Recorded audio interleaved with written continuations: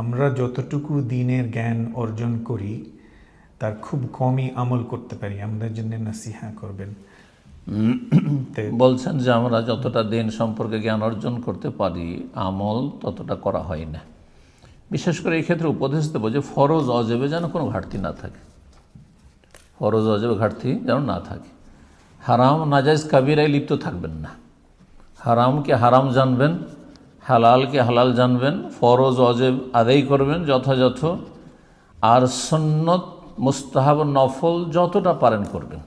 আজকাল বিশেষ করে বোনেরা যারা প্র্যাকটিসিং তারা সুন্নত নফলের ক্ষেত্রে খুব বেশি একটু আগ্রহী, যার ফলে অনেক বেশি জিকির আজকার করতে পারছেন না, অনেক বেশি হয়তো কোর্সেস করতে পারছেন না, অনেক বেশি আপনার ইসলামের ক্ষেত্রে সময় দিতে পারছেন না, ভাবছেন যে আমার বড় ঘাটতি হয়ে গেল। না, ফরজ কাজ ত্যাগ করেননি আপনি, তার চাইতে বেশি ফরজ ছিল আপনি মৌলিক বিষয়গুলি জানছেন, যার মাধ্যমে আপনি দৈনন্দিন আল্লাহর হক আদায় করতে পারবেন, মানুষের হক আদায় করতে পারবেন, স্বামীর হক আদায় করতে পারেন, স্ত্রীর হক আদায়।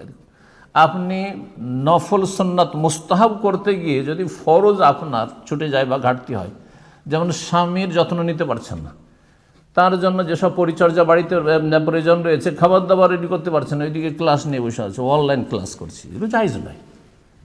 আপনি ফরজ বাদ দিয়ে সুন্নতকে গুরুত্ব, নফলকে গুরুত্ব মোটেই জায়েজ নাই। আল আহম ফালময়, এই বিষয়টি আমি কিন্তু বলছি, এই জন্য বলছি এক শ্রেণীর বোনেরা এরকম রয়েছেন, এমনটা করবেন না। ফরজ প্রতিদিন যা রয়েছে তাতে কোনো ঘাটতি না, 5 ওয়াক্ত সালাতে যেন কোনো কমতি না হয়, ফজরে যেন সূর্যটা না উঠে যায়, হারাম কাবিরা আপনার জীবনে যেন না থাকে। জি, এইভাবে চলবেন, ইনশাআল্লাহ তাআলা আল্লাহ রাব্বুল আলামিন মাফ করবেন। আসসালাওয়াতুল খামসু ওয়াল জুমআতু ইলাল জুমআতি ওয়া রমাদানু ইলা রমাদান মুকাফফিরাতুল লিমা বাইনাহুন ইজাজতুনিবাতিল কাবাইর। এই হাদিস স্পষ্ট।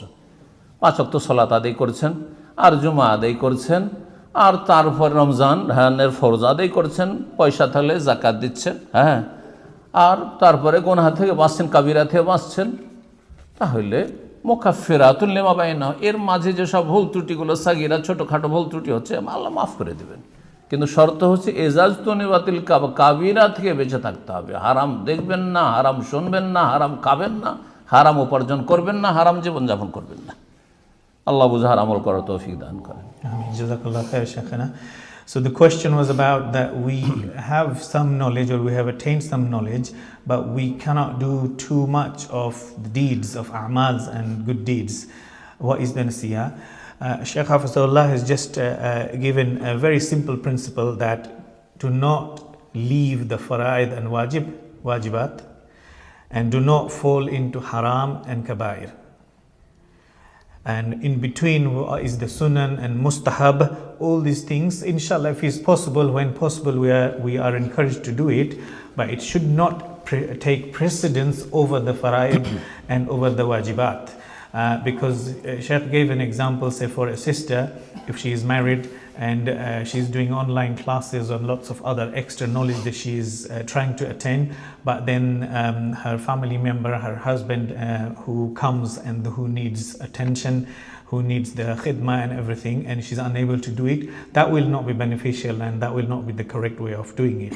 And he mentioned the beautiful reminder that, you know, the 5 salawat and the Jumu'ah to Jumu'ah, Umrah to Umrah, all these are kaffarat. So in between, inshallah, the small mistakes Allah subhanahu wa ta'ala will forgive, inshallah, and we try our best and never miss the fajr, and not let the sun rise upon you, and do the fara'id and do the wajibat. Inshallah, slowly Allah subhanahu wa ta'ala will give the ability. May Allah subhanahu wa ta'ala give us the understanding.